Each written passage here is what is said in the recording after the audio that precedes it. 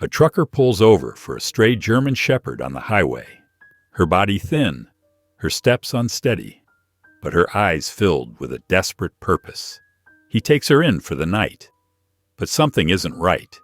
She refuses to eat, refuses to rest, and most of all, refuses to give birth, despite being heavily pregnant. Concerned, he brings her to a vet, expecting a simple answer. But the moment the vet examines her paws, scratched, bloodied, and covered in thorns, her face turns pale. Without hesitation, she picks up the phone and dials 911. What did she see? And how is this determined dog connected to a missing child no one has been able to find? Before we get into the story, comment below where in the world you are watching from today. And if you like this story, don't forget to subscribe. The setting sun painted long shadows across Interstate 40 as Joe Collins guided his 18-wheeler through the winding roads of eastern Arizona. The cab's familiar rumble had been his only companion for the past 12 hours, just the way he liked it. His calloused hands rested easy on the wheel, his eyes scanning the empty highway ahead. The first curve came and went, but as he rounded the second bend, his headlights caught something moving along the shoulder. Joe squinted through the windshield. A dog, a German Shepherd, was limping along the roadside, her gait uneven but determined. "Well, ain't that a sight," Joe muttered, easing his foot off the accelerator. The dog's fur was caked with red desert dust, hanging in matted clumps around her thin frame. But what caught Joe's attention weren't her injuries or her sorry state. It was her eyes. They gleamed in his headlights with an almost human intensity, fixed straight ahead as if she had an appointment to keep. Joe drummed his fingers on the steering wheel, already past her. He glanced in his side mirror, watching her figure grow smaller. "Not my problem," he said firmly. But his foot was already easing onto the brake. The truck's air brakes hissed as he pulled onto the shoulder, gravel crunching under the massive tires. Joe sat there for a moment, his hands still on the wheel. "Someone else will stop," he told himself, watching through his mirrors as the dog kept walking, never once looking his way or begging for attention. She just kept moving forward, one painful step at a time. "Aw, hell!" Joe growled, yanking his keys from the ignition. The cab door squeaked as he climbed down. The dog didn't react when he approached, didn't wag her tail or cower. She just kept walking, her eyes fixed on some distant point only she could see. "Hey there, girl," Joe said gruffly, keeping his voice low. "You're gonna get yourself killed out here." He reached down slowly, ready to pull back if she snapped.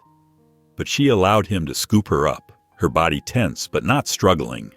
She was lighter than she should have been, and he could feel her ribs under his hands. Back in the truck, Joe settled her onto the passenger seat. She immediately turned toward the window, her nose nearly touching the glass, watching the darkness beyond with unwavering focus. "Just until the next town," Joe said firmly, more to himself than to her. "There's got to be a shelter or something." But as he merged back onto the highway, he felt an unfamiliar tug in his chest. The dog's quiet determination, her clear sense of purpose, it stirred something in him he thought he'd buried years ago. 20 miles later, Joe pulled into a small truck stop diner, the kind that served coffee strong enough to strip paint. He cut the engine, but didn't get out right away. The dog hadn't moved, hadn't slept. She just kept her vigil at the window, her chin now resting on the dashboard, her eyes searching the night for something Joe couldn't see. "What are you looking for, girl?" he asked softly, but she offered no answer, just continued her patient watch into the darkness. The small motel room smelled of old carpet and cheap air freshener, but it was clean enough. Joe flicked on the lamp, casting a warm yellow glow across the faded wallpaper. The moment he set Luna down, she began pacing, her nails clicking against the linoleum of the small entryway, before shifting to soft thuds on the carpet. "Hey, take it easy," Joe said, pulling out a paper bowl he'd bought at the truck stop. He filled it with water and set it on the floor, then unwrapped a gas station hot dog. "Not exactly five-star dining, but it'll do." Luna ignored both offerings.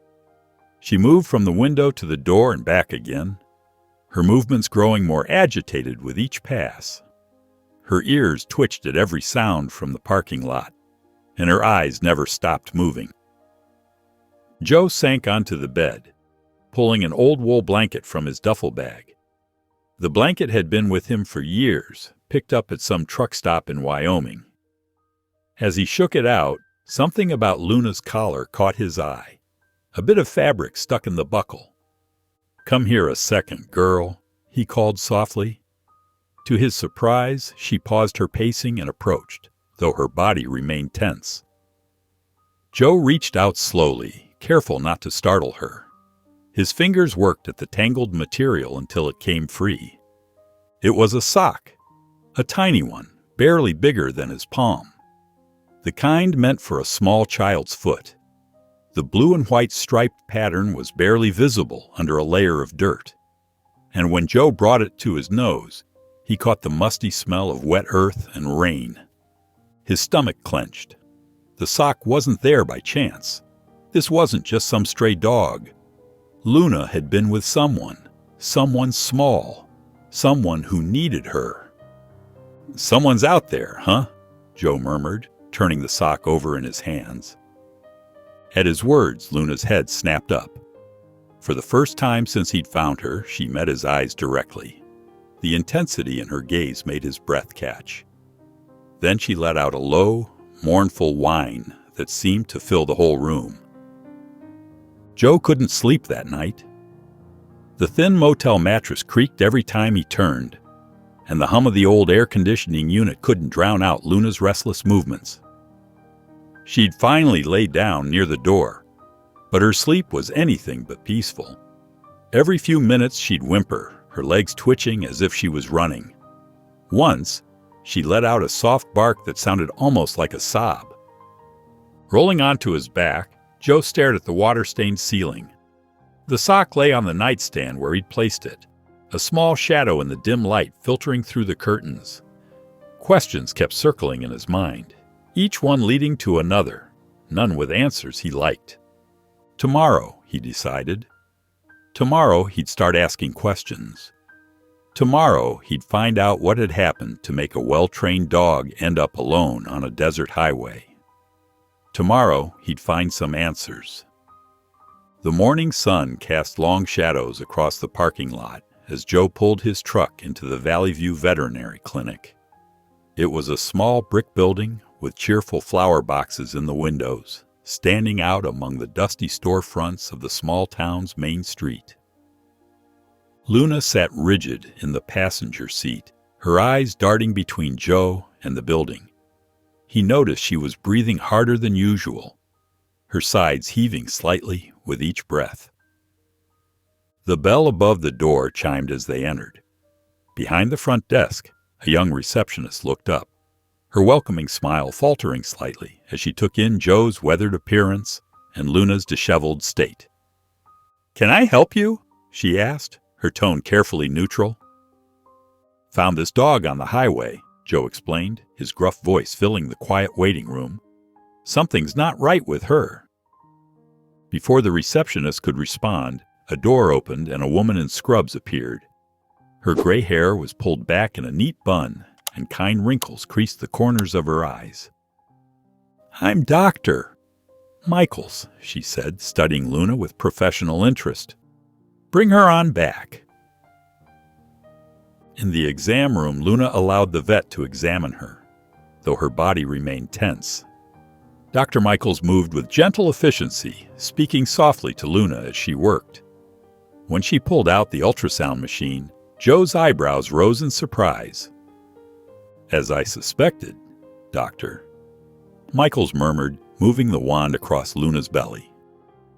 "She's pregnant. Very pregnant, actually." The vet's forehead creased with concern.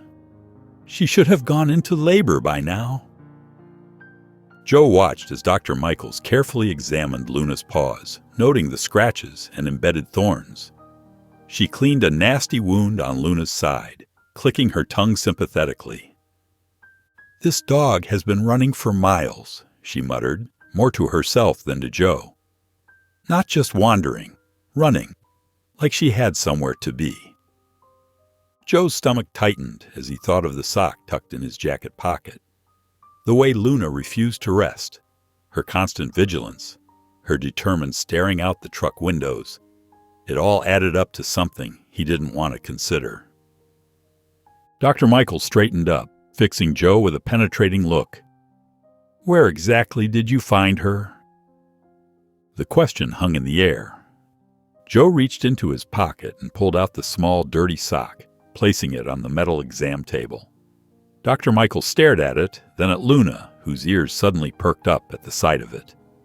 The vet's expression changed, a shadow passing across her face. She reached for the phone on the wall, her movements deliberate and careful. "I think you need to call the police." The fluorescent lights hummed overhead as Dr. Michaels dialed 911.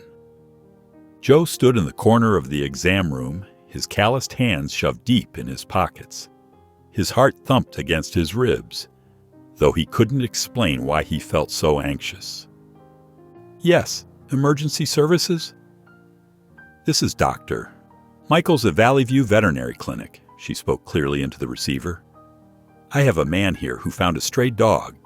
He says she had a child's sock in her collar." Joe watched as the vet's face changed, her professional calm giving way to something more urgent. She gripped the phone tighter, her knuckles whitening. "Sir," she turned to Joe, covering the receiver with her hand. "Can you describe the sock?" Joe cleared his throat, picking up the small sock from the exam table. "It's blue, kid-sized. The edges are all frayed, like it's been through some rough times. There's a little white stripe near the top." The receptionist, who had been hovering in the doorway, let out a sharp gasp. "Oh my God," she whispered, her hand flying to her mouth. "That was on the news last night. A kid's missing." The operator's voice crackled through the phone, loud enough now for Joe to hear. A 7-year-old boy named Ben had vanished from his foster home 3 days ago. He'd taken nothing but a backpack when he disappeared into the woods behind the house. The devastating storm the night before had washed away most of the search team's progress. Hope was running thin. Joe turned slowly to look at Luna, who lay on her side on the exam table. Her dark eyes met his, filled with an intelligence that made his chest ache. She wasn't just some random stray he'd picked up on the highway. She had been running with purpose, searching desperately for someone she loved. Dropping to one knee beside the table, Joe gently scratched behind Luna's ears. "You knew, didn't you?" he murmured. Luna's tongue darted out, licking his hand, and her tail thumped weakly against the metal surface. Joe let out a long, slow breath. The open road had been his only companion for years. He'd never stayed in one place long enough to put down roots, never let himself get tangled up in other people's lives. But something about Luna, about this missing kid, pulled at him in a way he couldn't ignore. He knew, with absolute certainty, that he couldn't walk away from this. The late afternoon sun cast long shadows across the parking lot as Joe stood outside the vet clinic, hands buried deep in his pockets. In the distance, police sirens wailed, growing louder with each passing second. His truck sat in the lot, waiting. He had deliveries to make, schedules to keep, a simple life that didn't include getting mixed up in missing person cases. The thought of walking away made his stomach twist with an unfamiliar guilt. But then he looked down at Luna. She sat perfectly still beside him, her ears twitching at the approaching sirens. Unlike most dogs, she didn't seem bothered by the noise. Instead, she watched the road with that same determined look he'd seen when he first spotted her on the highway. She was waiting, her body tense with purpose, her eyes never leaving the stretch of asphalt ahead. Joe let out a heavy sigh, his breath visible in the cooling air. "All right, girl. I guess we're in this together." 2 patrol cars pulled into the lot, lights flashing against the clinic's windows, painting everything in alternating red and blue. The first officers to step out were like night and day. Detective Ray Carter moved with the weight of someone who'd seen too much in his career, his weathered face etched with lines of experience. His tie hung loose around his neck, a small coffee stain visible on his rumpled shirt. Officer Amanda Shaw followed, younger and clearly more skeptical, her sharp eyes taking in every detail of the scene, from Joe's worn boots to Luna's alert posture. Carter approached first, taking the small sock from Joe's outstretched hand. The detective turned it over carefully, his expression growing grimmer as he examined the dirty fabric. "Damn," he muttered under his breath, his fingers tightening around the tiny piece of clothing. "This belongs to Ben?" Joe asked, though he already knew the answer, his heart sinking at the confirmation he saw in Carter's eyes. Carter nodded slowly, his shoulders sagging slightly. His foster parents reported him missing 3 days ago. He ran a hand through his graying hair, exhaustion evident in every movement. No leads, no note, just gone. Shaw circled around them, studying Luna with narrow eyes, her polished badge catching the fading sunlight. "And you're telling me this dog led you to this sock?" Her tone carried a hint of disbelief, bordering on dismissal. Before Joe could defend himself, Luna suddenly let out a high-pitched whine that cut through the evening air. She pulled forward, straining toward the road, her whole body trembling with urgency. Her paws shifted restlessly against the pavement, as if every second of delay was too much to bear. Joe's eyes met Carter's. "She knows something," he said firmly, unconsciously placing a steadying hand on Luna's head. The detective watched Luna for a long moment, then gave a determined nod, his years of experience seeming to override any skepticism. "All right, let's follow her." The midday sun beat down through the trees as Joe's truck pulled up to the spot where he'd first found Luna. The ground was still soft from last night's storm, patches of mud glistening in the scattered sunlight. Luna jumped down from the truck's cabin, her nose immediately going to work as she sniffed the damp earth. Mason, a stocky search and rescue officer with weathered gear and keen eyes, watched her movements intently. Luna moved with purpose, her head low and tail straight, tracking something only she could sense. She paused briefly, nose twitching, then started forward with determined steps. "This isn't random," Mason muttered, adjusting his rescue pack. "She's tracking something."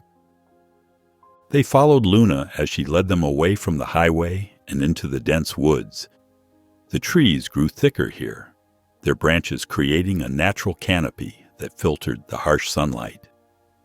Luna picked her way carefully through the undergrowth until she found what looked like a narrow dirt trail, barely visible among the leaves and branches. The path sloped downward, winding between old trees and moss-covered rocks. Officer Shaw frowned as she consulted her tablet, her boots squelching in the mud. "This wasn't on the search grid." "Maybe because we were looking too far out," Carter replied, ducking under a low-hanging branch. His experienced eyes scanned the surroundings. "He might not have run as far as we thought." Luna stopped abruptly, her body going rigid. A low growl rumbled in her throat, making Joe's chest tighten with anxiety. "What is it, girl?" he asked softly, moving closer to her. Mason knelt down beside Luna, pushing aside some thick brush. His gloved hands carefully parted the wet leaves and branches. There, partially hidden by the undergrowth, lay a small backpack covered in mud. Joe reached down and carefully picked it up, leaves and dirt falling away as he unzipped it. Inside, he found a crumpled peanut butter sandwich wrapped in plastic, a tiny flashlight with dinosaur stickers on it, and a well-loved stuffed T-Rex missing one eye. Shaw's breath caught as she looked over his shoulder. "This is Ben's." Before anyone could say another word, Luna let out a sharp, urgent bark and bolted deeper into the woods. Joe gripped the muddy backpack tightly, his heart hammering against his ribs. Ben was close.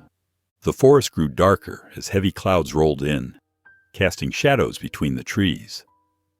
Luna moved with newfound urgency, her paws barely touching the ground as she darted through the undergrowth. The search team struggled to match her pace, their boots slipping on the wet leaves and mud. Detective Carter wiped sweat from his forehead, his expression grim. "We're running out of daylight," he called out, glancing at the threatening sky. "If we don't find him soon, another storm is going to wash away any tracks." The wind picked up, rustling through the canopy above them. The air felt thick with moisture, carrying the unmistakable scent of approaching rain. Joe's jacket flapped against his sides as he pushed forward, keeping his eyes on Luna's tan and black form ahead. Following Carter's lead, the team spread out in a practiced formation. Their voices echoed through the trees as they called Ben's name, each shout followed by tense seconds of silence. Joe's heart pounded against his ribs as he moved through the dense forest. His boots sank into the soft earth with each step, leaving deep impressions in the mud. Luna's behavior grew more erratic. She would sprint forward, stop suddenly with a whine, then change direction, her nose working overtime. Then, without warning, she froze.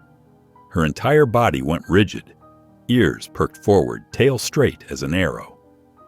Joe followed her intense gaze through a break in the trees and caught his breath. There, in a patch of mud, was a set of small footprints, the size that would match a 7-year-old boy. Officer Shaw immediately grabbed her radio, her voice tight with anticipation. "We have footprints. We're moving in." The trail led them to the edge of the woods, where the trees opened up to reveal an old abandoned park. Thunder rolled overhead as Joe stepped onto the cracked asphalt. The rusty swing set creaked in the strengthening wind, its chains rattling like ghost stories. Dead leaves swirled across the faded hopscotch squares, collecting against a jungle gym that nature had started to reclaim.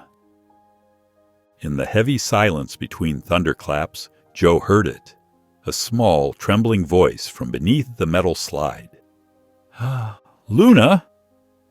Thunder rumbled overhead as Joe's heart gave a painful lurch. He rushed forward, his boots scraping against the wet pavement. The officers moved in carefully behind him, their trained movements a stark contrast to his urgent strides. There, beneath the metal slide, was Ben. The boy had made himself as small as possible, curled up tight with his arms wrapped around his knees. His clothes were caked with mud, and his whole body shook with violent shivers. His face was a map of tear tracks cutting through layers of dirt, and his lips were cracked from dehydration. Luna let out a high-pitched whine that seemed to come from deep in her chest.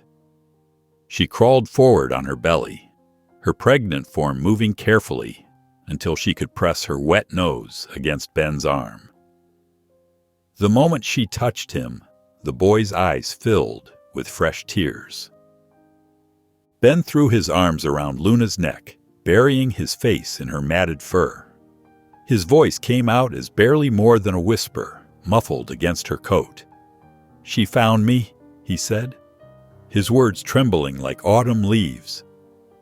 "She really found me." Joe felt his throat constrict as the truth hit him like a physical blow. Ben hadn't run away from Luna at all. Luna had run after him. All those miles, all that determination. She'd never stopped searching for her boy. Officer Shaw approached slowly, her usual sharp edges softened as she knelt beside Ben. "Hey, buddy," she said gently. "We're going to take you somewhere warm, okay?" Ben's fingers tightened in Luna's fur, his knuckles going white. Pure terror flashed across his face as he looked up at the officers. "You won't take her away, will you?" "No one's taking her, kid. The words burst from Joe before he could stop them, firm and certain. At Joe's declaration, the tension seemed to drain from Ben's small frame. He sagged against Luna's side, his eyes heavy with exhaustion.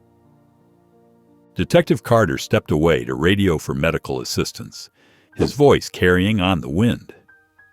Joe watched as Ben leaned more heavily against Luna, his whole body trembling from the ordeal he'd been through. Running a hand down his face, Joe let out a long exhale. Something inside him shifted, settled. He didn't know why, but he felt it in his bones. This wasn't the end. The ambulance's red and blue lights cut through the gathering darkness, casting strange shadows across the rusty playground equipment. Ben sat on a bench, wrapped in an emergency blanket, his fingers still firmly twisted in Luna's fur. Though his body trembled from exhaustion and cold, he wouldn't let the paramedics near him unless Luna could stay close. "We need to check your temperature, buddy," one of the paramedics said softly, holding up a thermometer. Ben nodded, but pressed himself closer to Luna, who stayed perfectly still, as if understanding the importance of her presence. Joe watched from a few yards away, his arms crossed over his chest. Detective Carter and Officer Shaw stood near their patrol car, speaking in low, serious tones. Joe caught fragments of their conversation. Foster home, investigation, negligence, and his jaw tightened. The paramedics confirmed what they'd suspected. Ben was dehydrated and cold, but otherwise unharmed. They loaded him into the ambulance, and Luna carefully climbed in beside him, her pregnant belly making her movements awkward but deliberate. At the hospital, the fluorescent lights felt harsh after the darkness of the park. The nurses set Ben up in a small room, hooking him to an IV for fluids. They'd given him a fresh blanket, but he stayed curled up against Luna on the narrow bed, his small fingers still woven into her fur, like he was afraid she'd disappear if he let go. Joe found himself lingering. He'd meant to leave hours ago. He had deliveries to make, a schedule to keep. This wasn't his problem. He was just a trucker who'd found a dog. He had no business getting involved in something this complicated. He pushed himself off the wall he'd been leaning against and took a step toward the door. That's when he heard it, a small, frightened voice. "Are you leaving?" Joe turned back. Ben was watching him, his eyes wide with fear, his face pale against the white hospital pillow. Those 3 words hit Joe right in the chest, stirring memories of his own childhood, of watching people walk away. "Not yet," Joe said, the words coming out before he could think better of them. He moved back to his spot against the wall, surprised by how right it felt to stay. Detective Carter appeared in the doorway, his expression serious. "We need to talk," he said to Joe, gesturing to the hallway. Joe exhaled slowly. He knew this was coming. They needed to figure out where Ben belonged. But something in Carter's tone told him this wouldn't be a simple conversation. Joe sat in the cramped hospital waiting room, his large frame making the plastic chair seem even smaller. Outside, rain drummed against the windows in heavy sheets, matching the uneasy rhythm of his thoughts. Luna lay at his feet, her eyes fixed on the closed door where Carter was talking to Ben. She hadn't moved from that spot since they'd separated her from the boy, but her ears twitched at every sound from behind the door. The minutes crawled by. Joe checked his phone, saw 3 missed calls from his dispatcher, but couldn't bring himself to return them. After what felt like forever, the door finally opened. Carter stepped out, looking worn as he rubbed his face with both hands. "There's more to this than we thought," he muttered, dropping into the chair across from Joe. Luna's head lifted, but when she saw Ben wasn't with Carter, she settled back down with a soft whine. Carter leaned forward, his voice low. Ben finally opened up about why he'd left. He paused, choosing his words carefully, The foster home. It wasn't abusive, at least not in any way we could prove. But what he described... Carter shook his head. Ben told me.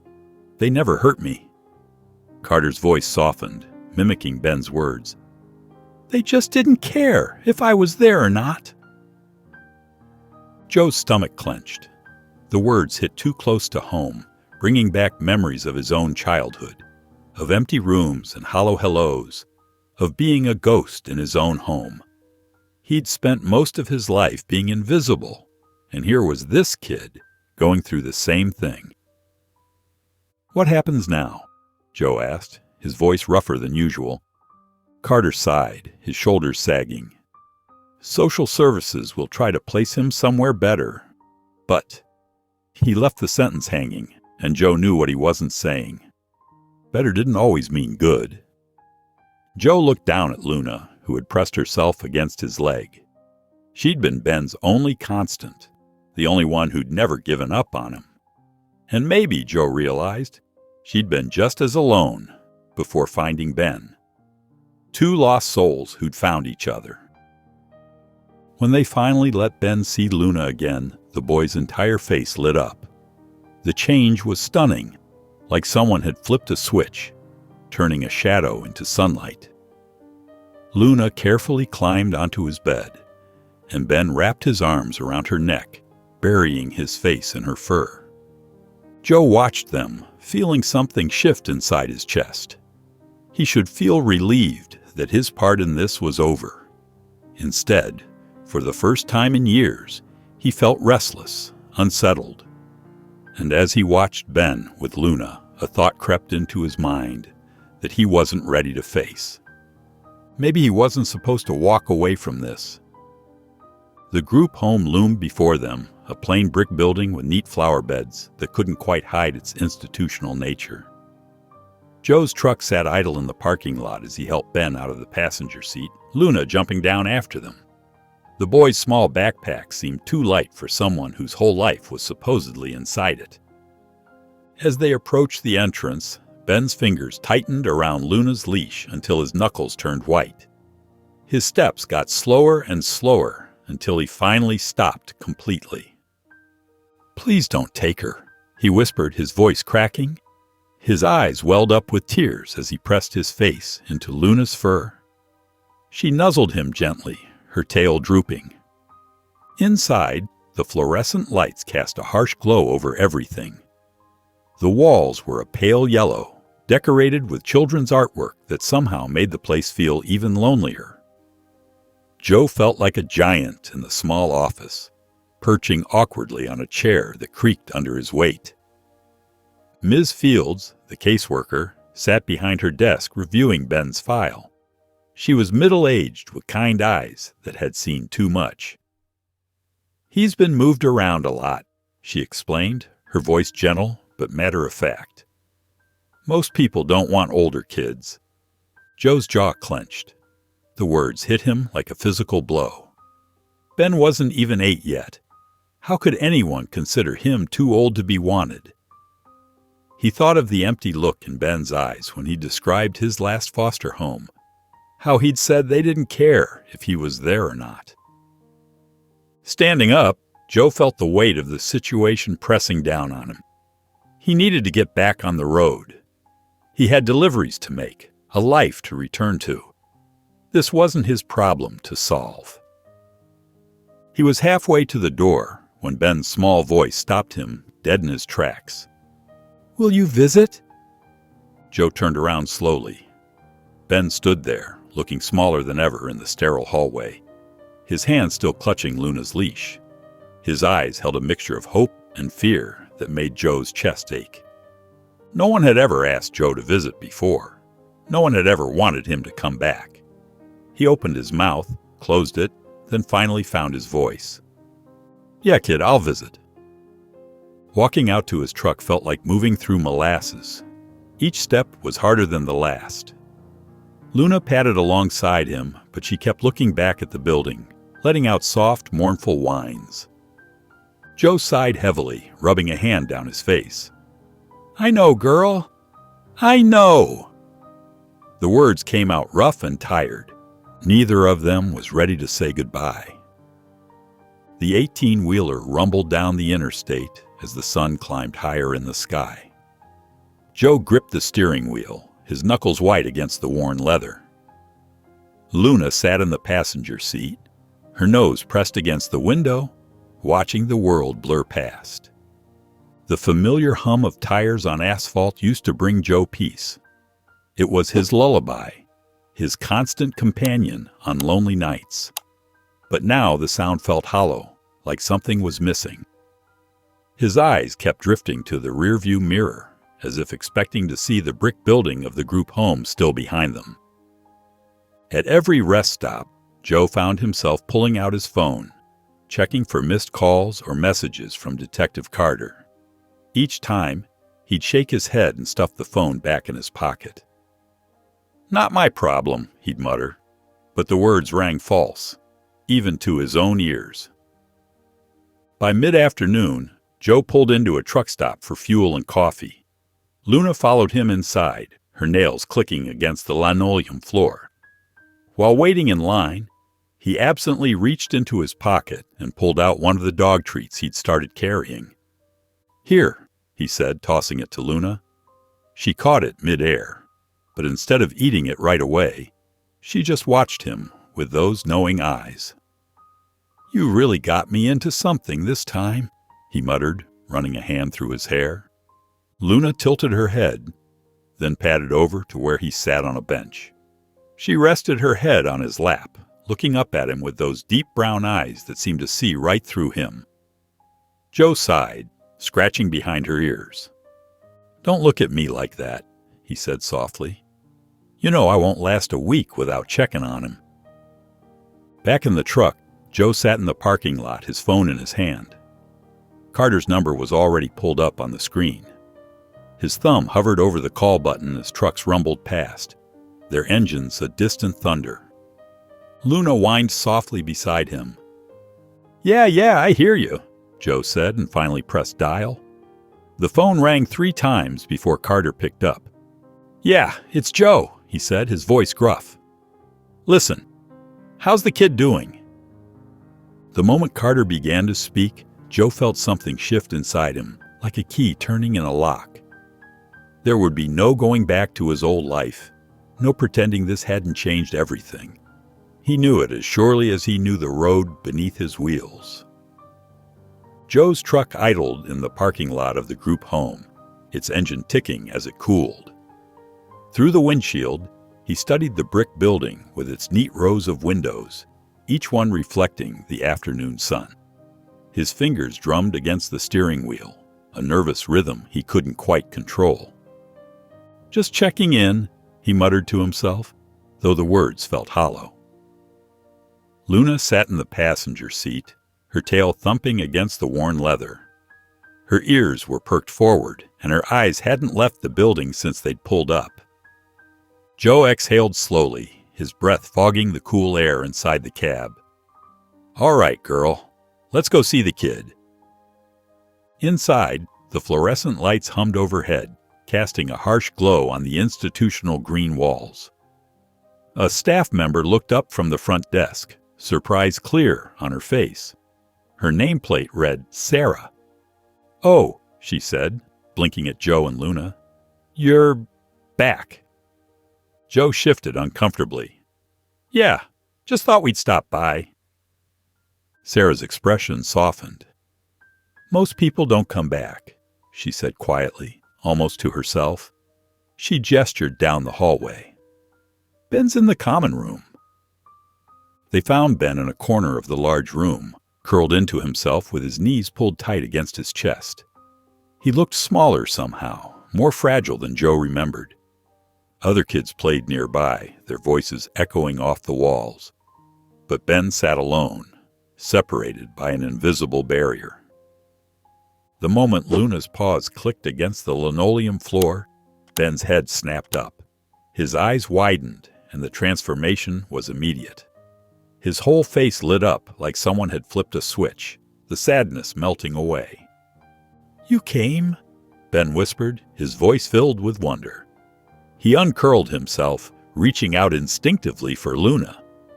Joe felt something shift inside his chest, like a piece of machinery finally clicking into place. He watched as Luna pressed her nose against Ben's cheek, her tail wagging furiously. The boy wrapped his arms around her neck, burying his face in her fur. They settled into a quiet corner of the room. Ben cross-legged on the floor with Luna's head in his lap. His small fingers worked through her fur methodically, finding all her favorite spots. The tension seemed to drain from his shoulders with each stroke. Then, without looking up from Luna, Ben's voice came soft and hesitant. "Can we go for a walk?" Joe paused, glancing toward the staff desk where Sarah sat watching them. The responsible thing would be to say no, to keep this visit simple. But looking at Ben's hopeful expression, Joe found himself nodding. "Yeah, kid, we can do that." The afternoon sun warmed the truck's cab as Joe pulled away from the group home. Paperwork signed and temporary custody granted for a few hours. Luna's head stuck out the passenger window, her ears flapping in the wind, while Ben sat quietly in the middle seat, his hands folded in his lap. Joe kept glancing in the rearview mirror, watching as the tension gradually melted from Ben's shoulders. The further they got from the group home, the more the boy seemed to unfold, like a flower finally catching sunlight after too long in the shade. At the park, the grass stretched out in rolling hills dotted with oak trees. Ben didn't wait for Joe to fully stop the truck before scrambling out, Luna right behind him. He kicked off his worn sneakers and peeled away his socks, wiggling his toes in the thick grass.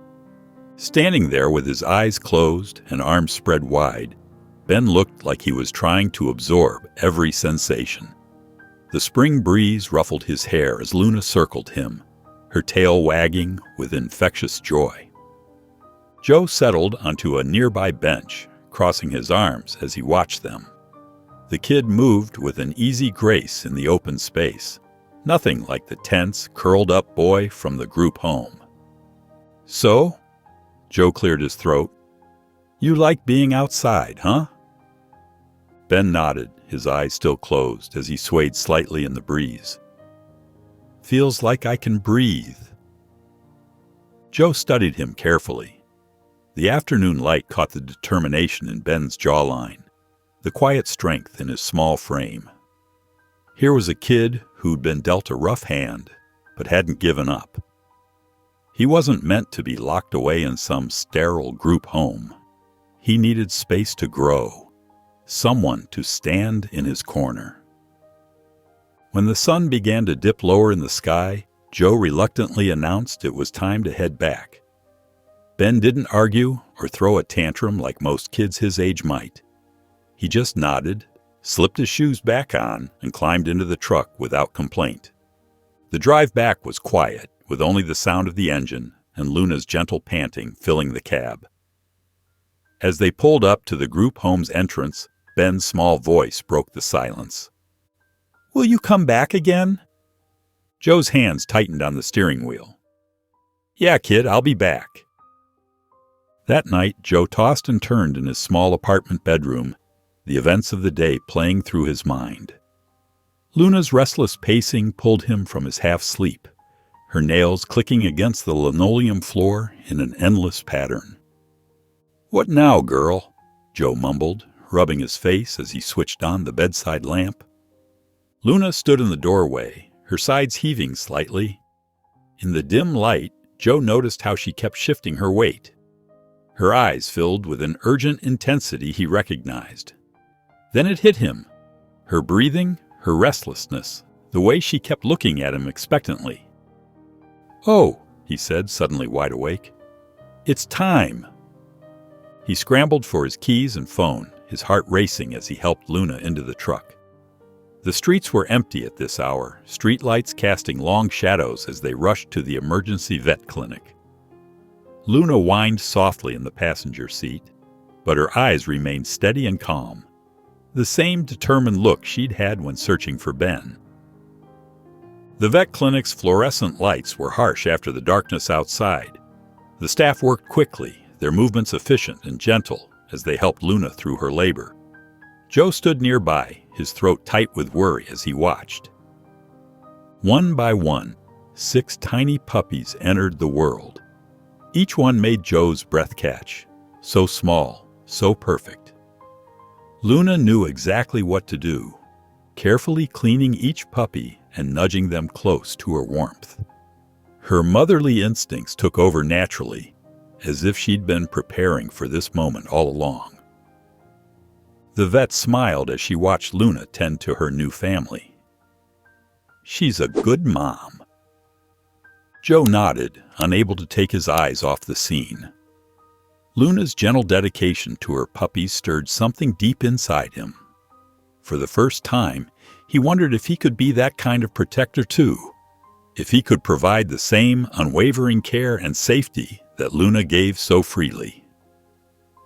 Later, as the sun began to rise, Joe sat on the floor beside Luna's bed at the clinic.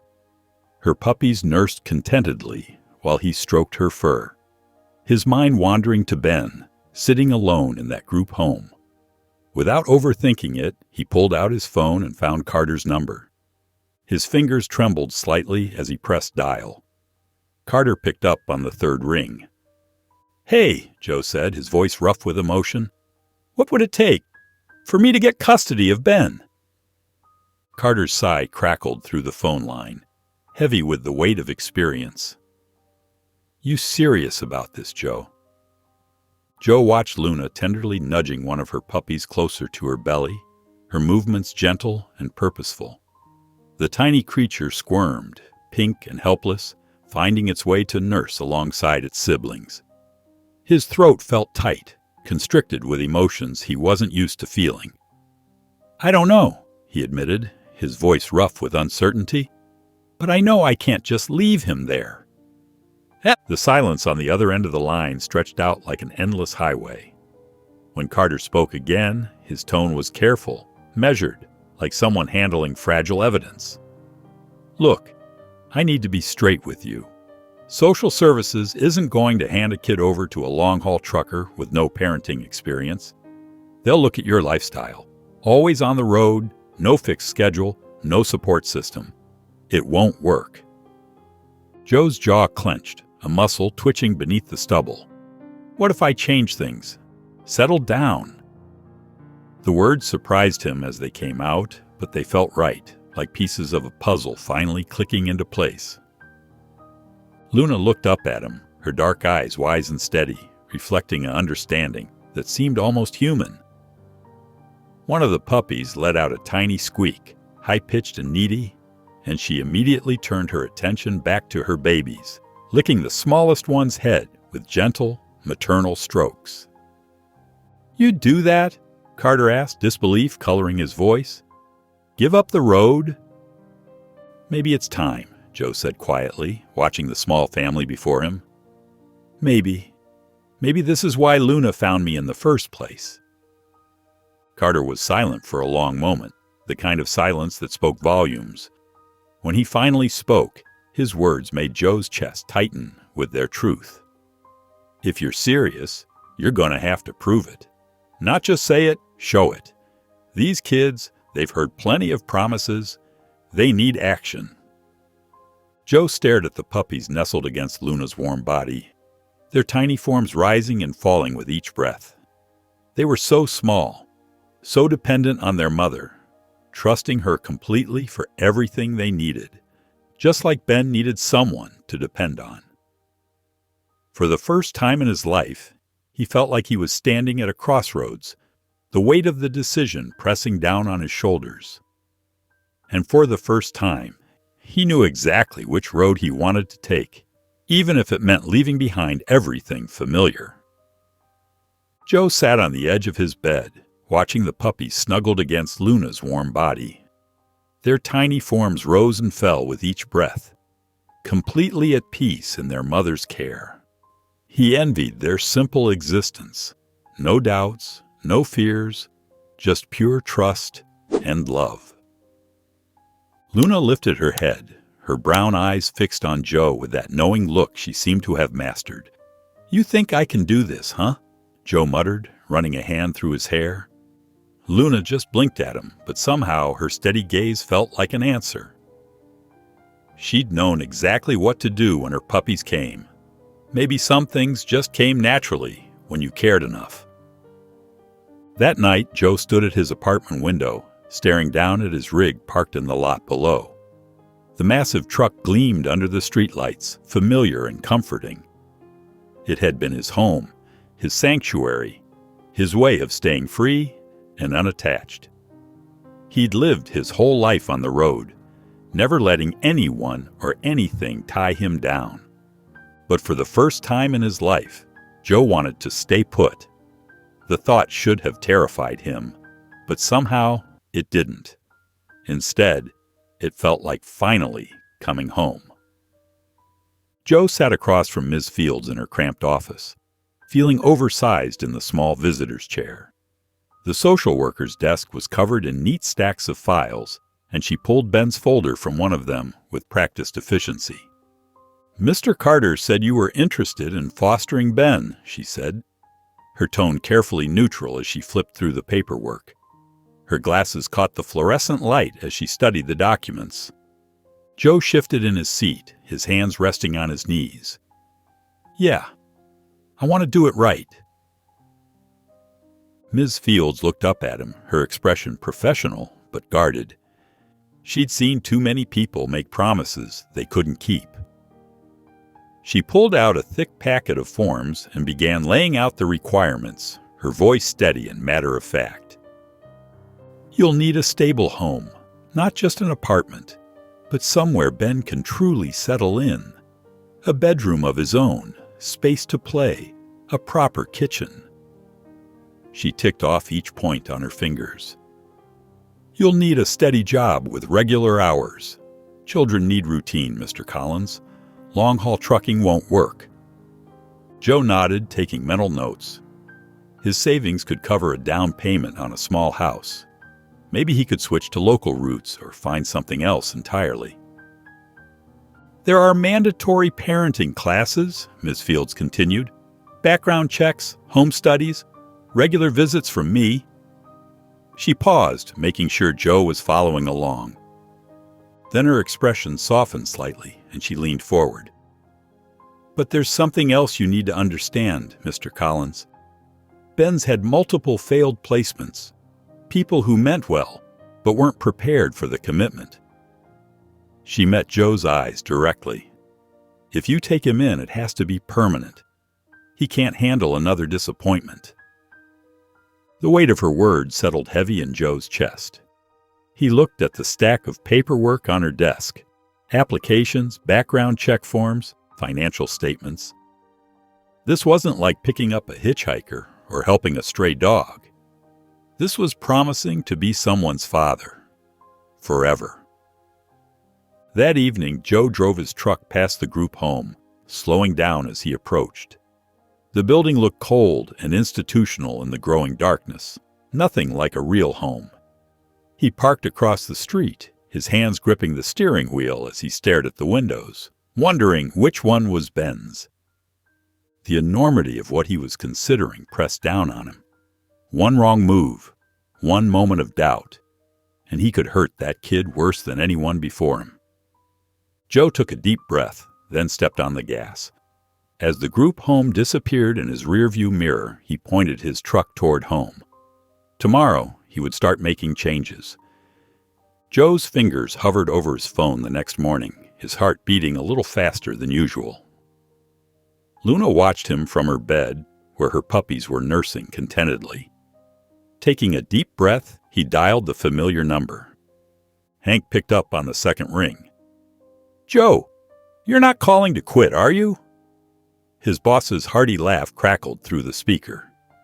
Joe ran a hand through his hair, his throat tight. "Actually, I might be." The line went dead silent. Joe could almost picture Hank's usual grin fading into confusion. Leaning back in his kitchen chair, Joe explained everything. He told Hank about finding Luna on that dark highway, about Ben hiding under the playground slide, about the group home's fluorescent lights and the way the kid's face lit up whenever Luna was around. His words came out in a rush, like he'd been holding them in for too long. Hank listened without interrupting. When Joe finally finished, his boss let out a long sigh. "Damn, Joe. Never thought I'd hear you say that." There was something in his voice, not disappointment, but understanding. Joe braced himself for the inevitable pushback, but Hank surprised him. "I got a buddy who owns a repair shop. Needs a guy with mechanical experience." Joe blinked, caught off guard. "You serious?" "Yeah. You'd have to settle down, but it pays steady. And it means you'd be home every night." Hank's voice was matter-of-fact, like he wasn't just offering Joe a complete change of life. A few minutes later, Joe sat staring at the job listing Hank had texted him. The repair shop was local, the hours were regular, and the pay was decent. Luna padded over and rested her head on his knee, her warm eyes watching him intently. For the first time, Joe started picturing a real future, not just endless highways and truck stop coffee, but something solid. He could see himself in a small house with a yard where Luna's puppies could play. He could imagine coming home at the same time every day, helping Ben with homework, having actual conversations over dinner instead of quick meals at roadside diners. Not just a future for himself, but for Ben. Joe sat on the hard wooden bench outside the courthouse, his hands clasped so tightly his knuckles had turned white. The morning sun filtered through tall windows, casting long shadows across the polished floor. His suit felt stiff and uncomfortable, so different from his usual flannel and jeans. In just a few minutes, the custody hearing would begin, and everything he'd worked for these past months would be put to the test. Luna sat beside him, her presence steady and reassuring. Her calm demeanor contrasted sharply with the anxiety churning in Joe's stomach. She'd already given birth to her puppies weeks ago, and they were safely being watched by Carter's wife. Luna had insisted on coming today, as if she knew how important it was. Joe glanced down at her, managing a weak smile. "At least one of us believes this'll work out," he muttered. Luna's tail thumped against the floor in response, her eyes never leaving his face. She had that same unwavering certainty she'd shown when searching for Ben, like she knew something Joe didn't. Inside the courtroom, the air felt thick with tension. Ms. Field stood before the judge, her voice clear and professional as she presented Joe's case. She detailed how he'd traded his truck routes for a steady job at the repair shop. How he'd not only completed the required parenting classes, but had signed up for extra sessions. The small house he'd bought, with its fenced yard and room already prepared for Ben. Joe listened as she listed each accomplishment, each box he'd checked off. It should be enough. On paper, it looked perfect. But when the judge's penetrating gaze fell on him, Joe felt his confidence waver. "Mr. Collins," she said, her voice echoing in the quiet courtroom, "you've been a trucker for years. What makes you think you're ready to be a father?" Joe's throat went dry. He could feel everyone's eyes on him, Ms. Fields, the court officials, and most importantly, Ben, who sat quietly in the back row, his small fingers wrapped tightly around Luna's leash. The boy's face was a mixture of hope and fear, like he was already preparing himself for another disappointment. Looking at Ben, Joe realized that all the paperwork, all the preparations, weren't what mattered most. Taking a deep breath, he spoke from his heart. "I don't know if I'm ready," he admitted, his voice rough with emotion. "But I know that kid needs someone who won't leave." The judge studied him for a long moment, her expression unreadable. Then slowly she nodded. "That's the first honest answer I've heard all day." Her eyes moved deliberately from Ben to Luna, then back to Joe. She straightened in her chair, ready to deliver her decision. The courtroom fell into a heavy silence, the kind that made every heartbeat sound like thunder. Joe's hands were clammy as he sat rigid in his chair, watching the judge's face. Beside him, Ben's small fingers were wrapped tightly around Luna's leash, his knuckles white with tension. The judge adjusted her glasses and looked down at the papers before her. When she spoke, her voice was clear and firm.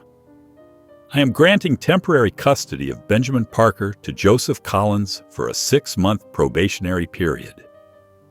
The words seemed to echo in Joe's ears, making everything else sound distant and muffled.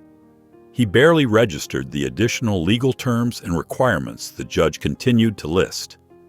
His focus shifted to Ben, who was looking up at him with wide eyes filled with tentative hope. Luna's tail began to wag, her keen instincts picking up on the shift in the room's energy. Joe let out a long breath he hadn't realized he'd been holding. He'd done it. The first step, at least. After the hearing concluded, Ms. Fields caught Joe's arm in the hallway.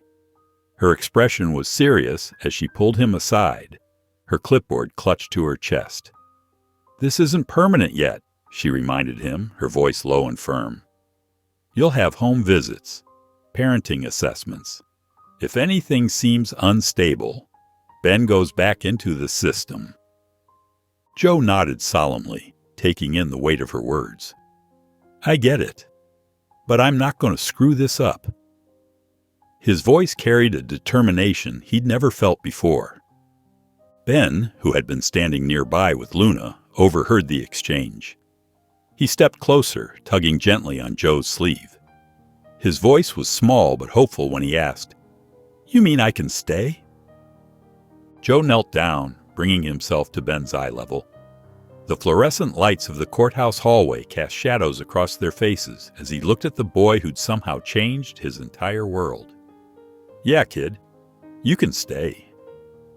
As they walked toward the courthouse exit, Joe noticed something subtle but significant. Ben's grip on Luna's leash had loosened slightly, no longer holding on for dear life, but with a new sense of security. It was a tiny gesture, but Joe recognized it for what it was, the first small sign of trust. Joe watched Ben and Luna walking ahead of him toward the doors. The sunlight streaming through the glass created a warm glow around them.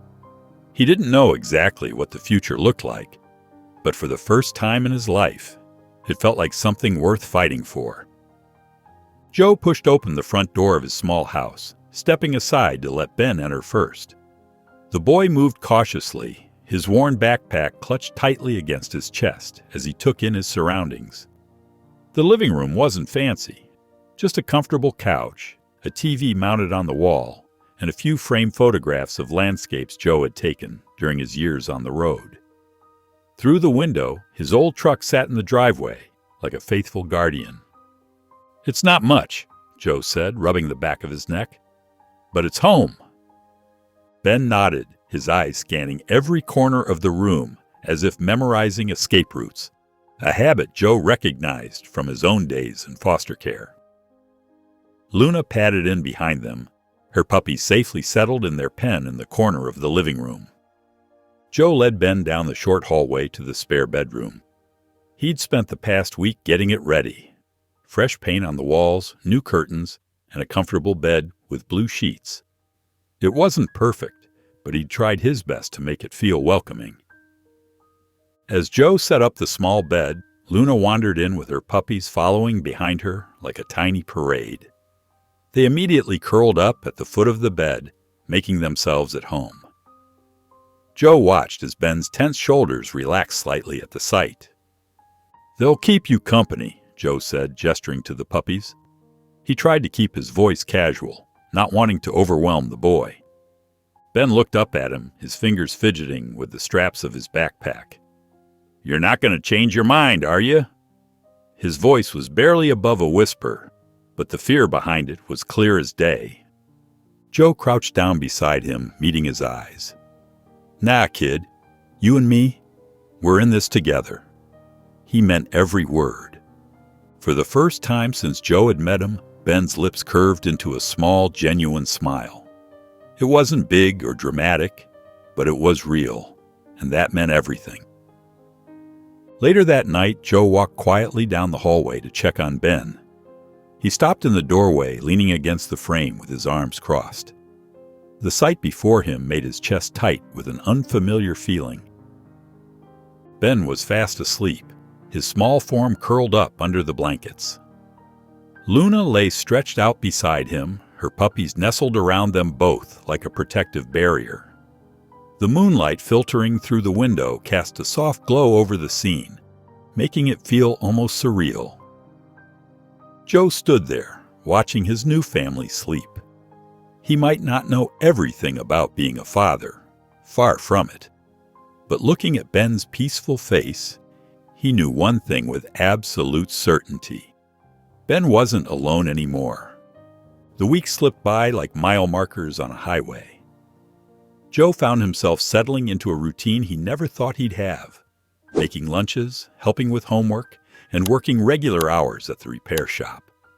The smell of motor oil and grease still clung to his clothes, but now it mixed with the scent of kid-friendly laundry detergent and whatever simple dinner he'd managed to cook that night.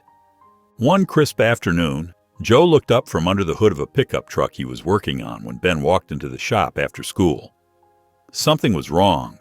The boy's face was pale, his shoulders hunched forward like he was trying to make himself smaller. "What's wrong?" Joe asked, wiping his hands on a shop rag. Ben clutched his backpack straps tighter. "Ms. Fields came to school today." Joe's stomach clenched. A surprise visit from the social worker could only mean one thing: an evaluation was coming. He'd known this was part of the deal, but seeing the fear on Ben's face made his chest tight. "She asked if I liked it here," Ben continued, his voice barely above a whisper. "If I feel safe." Joe kept his voice steady, though his heart was racing. "And what did you tell her?" Ben shrugged, looking anywhere but at Joe. His fingers twisted around his backpack straps until his knuckles turned white.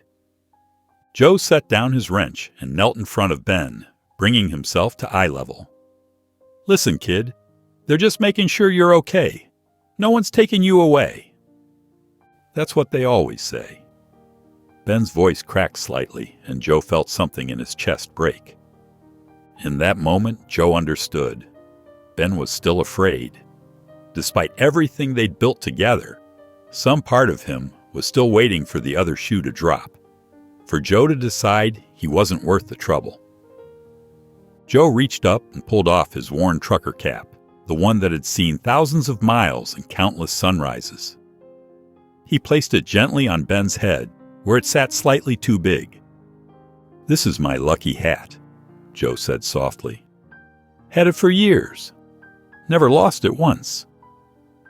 Ben blinked up at him from under the brim, his eyes questioning. "You know why?" Joe asked. Ben shook his head. "Because when something matters, you don't just let it go." Ben's fingers traced the frayed edge of the cap's brim, his expression thoughtful. Joe reached out and ruffled Ben's hair beneath the cap. "And you?" "You matter, kid." For the first time since Joe had known him, Ben's eyes filled with real belief, like maybe, just maybe, he'd finally found somewhere he could stay.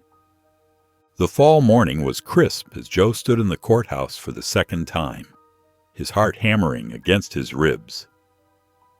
The past 6 months had been a blur of school meetings, doctor appointments, and learning how to be a father.